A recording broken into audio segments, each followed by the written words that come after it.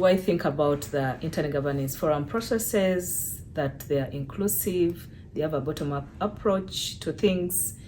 What we are seeing here today, for instance, for the Africa IGF, we are seeing partners, from these national and regional initiatives, like say the East Africa IGF or West Africa IGF, being part of these processes.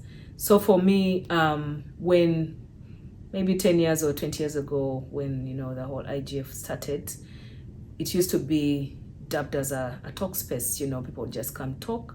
But over time, the process has been a little bit more inclusive. We've seen more of initiatives coming out.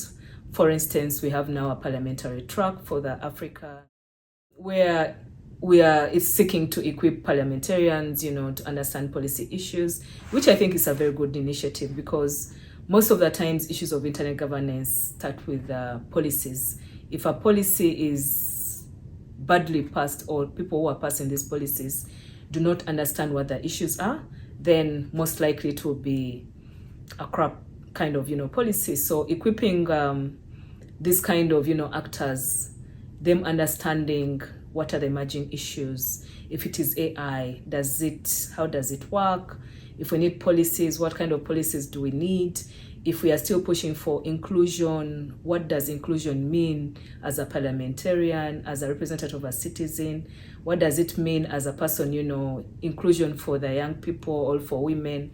So I think for me, the IGF process is a very valuable process, because it's not just, it's no longer that talk shop that we used to talk about, but now we are seeing actual actions happening.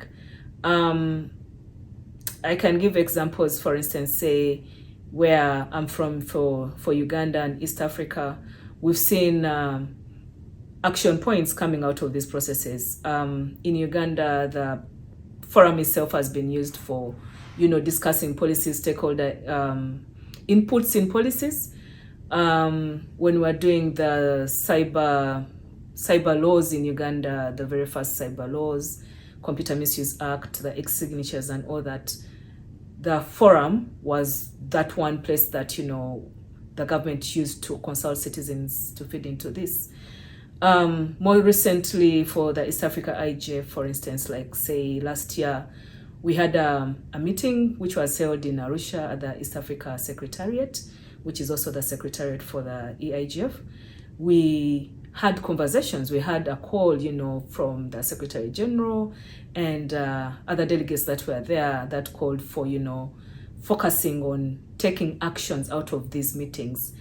And one of the biggest topics that we had was the issue of harmonizing cyber policies, cyber security laws, and also capacitating, the different entities. So this year around, we held the East Africa School on Internet Governance Forum, and one of the first things that we looked at was cyber policy, and we looked at the East Africa Commission organs, like, say, we looked at the Legislative Assembly, the East Africa Court of Justice, those kind of organs, and to equip them with understanding when you talk about internet governance, what is it? What role does it play? So since we are looking at cybersecurity as the key area in internet governance, we issued them to nominate someone from cybersecurity IT.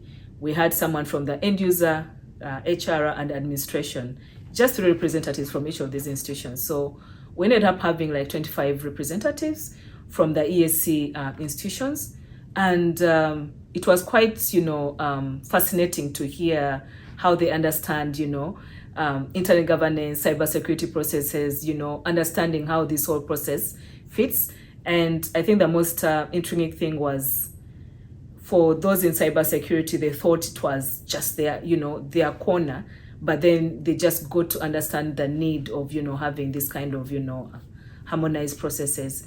So all in all, I think the IG process is a very useful. It needs to be strengthened, of course, and bringing in more actors. Recently, we've seen private sector coming into play. we are seeing academia now we are seeing these, policymakers getting into these processes. So I think it is a process that we need to strengthen, not kill, or, not kind of, distort. But also with this whole, upcoming WSIS review, I think we need to be able to measure our successes, document these processes, and see how we can further strengthen them in empowering or ensuring that people understand, the different internet, not just governance, but also what role the different actors play in the whole internet ecosystem.